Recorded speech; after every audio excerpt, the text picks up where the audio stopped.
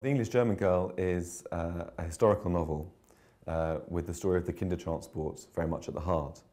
And the Kindertransport was a chapter in World War II history, which happened just before war broke out, where the world outside of Nazi-occupied Europe became aware after Kristallnacht on the 9th of November 1938 that the Jews were being victimised to an extent that they hadn't expected. And so a compassionate programme was set up in the UK whereby they would rescue Jewish children from those areas and bring them to England to have a new life, at least for the duration of the war. Parents in Nazi-occupied areas were put in the position of signing up their children to be taken away, not knowing whether they would see them again for the sake of their own children's safety. So in all, about 10,000 children came over, and my book, The English German Girl, begins in 1933, just after Hitler's come to power, and charts the degeneration of the position of Jews in society, leading up to where a single family, the Klein family, decides to put their eldest daughter on the Kindertransport with the idea that when she's in England, she'll be able to get them a visa to join her in the UK. It then follows her adventures through the war. She becomes a nurse in the London hospital in Whitechapel, and concludes in around 1948. The idea for writing about the Kindertransport came about when I was just sketching out some ideas for a new novel, and I was creating a character of a mother, and I just wrote, she came over on the Kindertransport, as a kind of sort of throwaway note, and the word Kindertransport seemed to jump out of the page to me, and as I began to write it, I began to investigate the story of the Kindertransport in more depth. I was aware of it, but I didn't really know about it in much detail. And as I did that, it became more and more compelling, to the extent that the whole book ended up being about that story. And research became more and more important as I wrote into the book. I interviewed many people who were on the Kindertransport. I went to Berlin several times to get the details correct around there.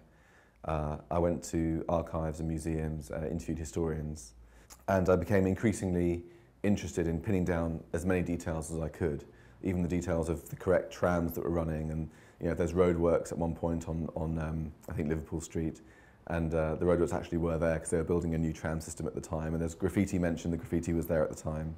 So all of those sorts of details I became concerned with including, and partially I think it was because I was trying to reconstruct a bygone era and a world that was intentionally destroyed. So it felt like a sort of a tribute. There was a kind of a moral dimension to doing it. And that was brought home at the launch a couple of weeks ago, where I did a reading from the book. And there were 2 or 3 survivors of the Kindertransport at the launch. And afterwards, one of them came up and embraced me and gave me a kiss. And it felt like a parent. And it sort of brought home to me the gravity of what I'd done and the importance of it. Well, I'm sort of resigned to being cast as a Jewish writer because I've written 2 books about about Jewish-related matters, so I can't complain about that. For a while I've been trying to escape the stream of inspiration that comes from being Jewish, unsuccessfully. I think it was naive even to think that I could. I'm going to write, hopefully, about things that don't involve Judaism directly. In fact, I have. I'm in the middle of a novel which isn't about Jewish stuff. But I think as a writer you just have to accept the inspiration that comes to you and what resonates for you and leave the rest aside. The question of how a writer maintains their discipline, to me, doesn't really resonate very much, because it implies that you have all this time and all this time in which to relax, and then you have to kind of force yourself to sit down and focus.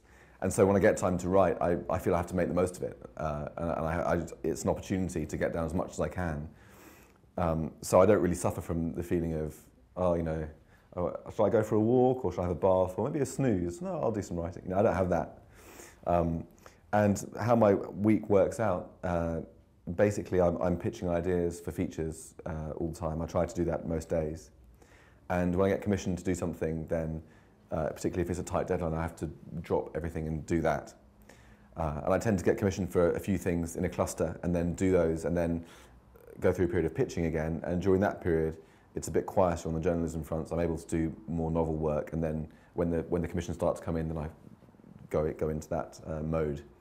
And I fit other things like broadcasting and events and readings around that, but I'm always back home for bedtime.